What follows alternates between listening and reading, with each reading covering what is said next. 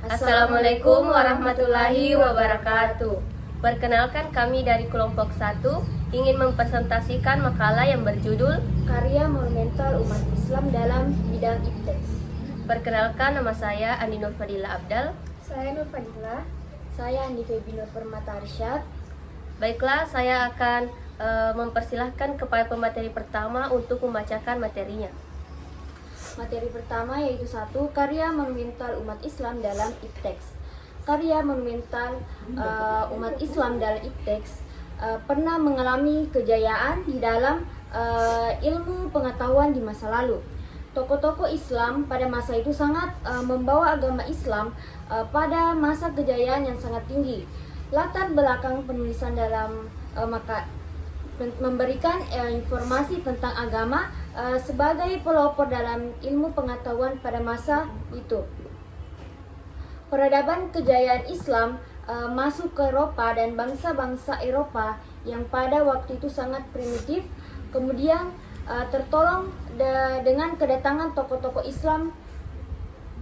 Bukti kekuatan ilmu pengetahuan terhadap kesejahteraan umat pada masa Napoleon Bonaparte ke Mesir. Agama Islam mulai jatuh dan ilmu pengetahuan sebelumnya ditemukan oleh tokoh-tokoh Islam dilanjutkan oleh bangsa-bangsa Eropa, sehingga yang terkenal sebagai para penemu adalah bangsa Eropa.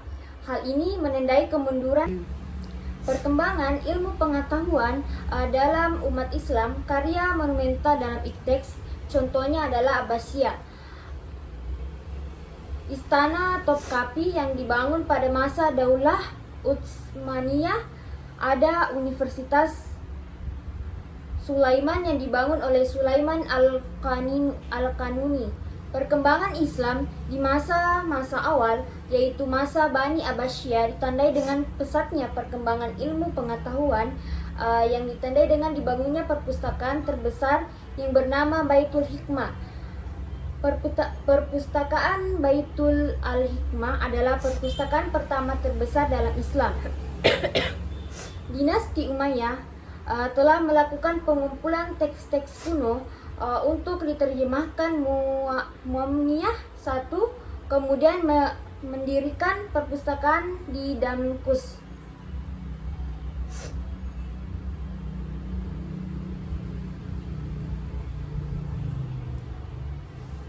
Eropa berada pada abad ke-8, tak satu pun bidang yang maju, bahkan lebih percaya tahayul. Misalnya, saat itu di barat, jika ada orang gila, mereka akan menangkapnya, kemudian menyayat kepalanya dengan salib. Di atas adalah momen pertemuan antara orang gila dengan jin. Orang barat percaya bahwa orang itu menjadi gila karena kerasukan setan.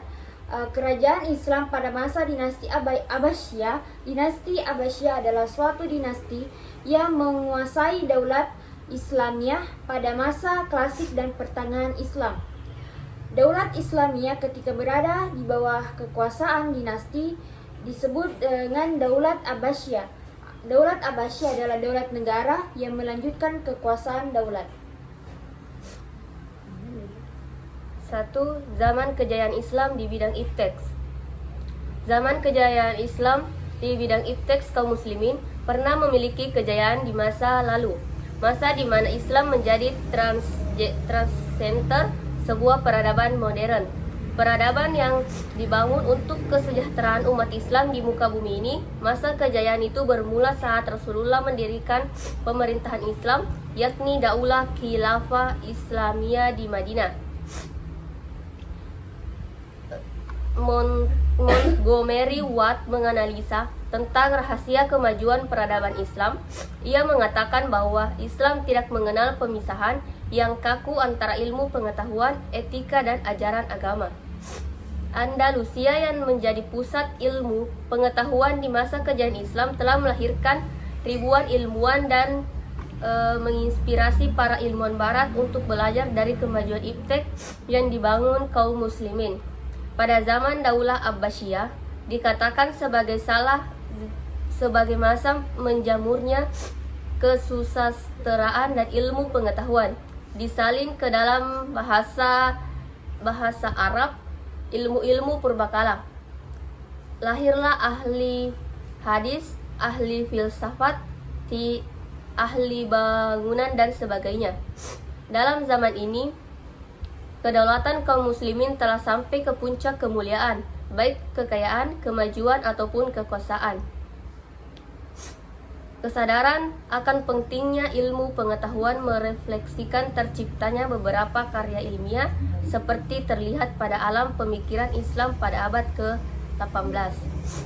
Para khalifah dan para pembesar lainnya membuka kemungkinan seluas-luasnya untuk kemajuan dan perkembangan ilmu pengetahuan. Pada umumnya, khalifah adalah para ulama yang mencintai ilmu, menghormati sarjana dan memuliakan pujangga. 2. Sebab-sebab kemajuan umat Islam di bidang ipteks. Sebab-sebab kemajuan umat Islam di bidang ipteks, di samping secara eksternal saat itu Barat tengah tertidur lelap dan dalam buayan teosentri medan alam pikiran yang jumud. Bahkan bangsa Barat saat itu dalam kondisi terbelakang. Islam mengalami kebangkitan intelektual dan kultural yang spektakuler dengan revolusi pemikiran dan budaya Islam yang bercorak peradaban baru. Ada beberapa faktor yang telah mendorong kemajuan sains di dunia Islam saat itu, yakni kesungguhan dalam mengimani mempraktekkan ajaran Islam sebagaimana tertuang dalam Al-Quran dan Sunnah. Itu lahirlah individu-individu unggul yang pada gilirannya menyatakan madani Islam. 2. Adanya motivasi agama. Seperti kita ketahui, kitab suci Al-Quran banyak berisi anjuran untuk menuntut ilmu, membaca Iqra, melakukan observasi, eksplorasi. Ia mendorong mempercepat terciptanya masyarakat Islam knowledge dan budaya ilmu, 2 pilar utama setiap peradaban. 3. Faktor sosial politik, tumbuh dan berkembangnya budaya ilmu dan tradisi ilmiah pada masa itu dimungkinkan antara lain, jika bukan terutama oleh kondisi masyarakat Islam yang meskipun terdiri dari bermacam-macam etnis. Dari Samarkand ke Madinah, dari Isfahan ke Kairo, atau dari Yaman ke Damaskus. Ini belum termasuk mereka yang menjelajahi seluruh pelosok dunia Islam, semisal faktor ekonomi. Misalnya menuntut ilmu hingga usia 20 tahun dengan biaya orang tuanya. Namun umumnya pemerintah mengalokasikan dana khususnya untuk para penuntut ilmu.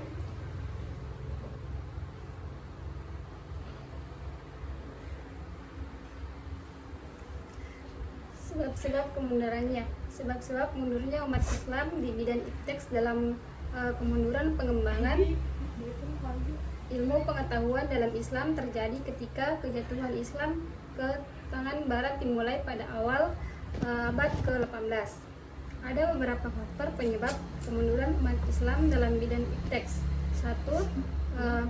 Kesadaran orang Barat akan arti penting penguasaan ilmu pengetahuan dan teknologi bagi peningkatan kesejahteraan rakyat yang sangat tinggi. Oleh karena itu, Barat ingin mengambil alih kemajuan ilmu pengetahuan dan teknologi dari umat Islam. Karena pada abad ke-9 sampai abad ke-13, umat Islam dengan menguasai iptek bisa lebih baik kesejahteraannya daripada orang Barat, sehingga mereka berusaha untuk merebut kemajuan iptek dari umat Islam. 2. Orang Barat yang pada umumnya beragama Nasrani ingin menunjukkan pula bahwa melalui agama Nasrani mereka pun dapat maju dalam bidang iptek sejajar dengan umat Islam. Akan tetapi dalam perkembangan selanjutnya Akan tetapi dalam perkembangan selanjutnya setelah mereka mendapatkan kemajuan dalam bidang iptek, mereka justru mulai menjauh dari agama mereka. Mereka menjadi sekuler. Urusan agama berjalan sendiri. Begitu pula dengan iptek.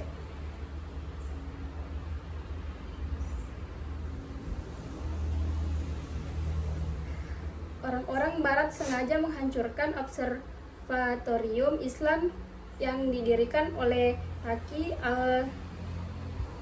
al-Din di Konstantinopel pada tahun 1580, menjadikan Islam kehilangan sumber pengetahuan dan pengamatan bintang astronom yang sudah sangat maju pada masa itu. Ironisnya pada waktu yang sama sekitar tahun 1580 juga orang barat baru pertama kali membangun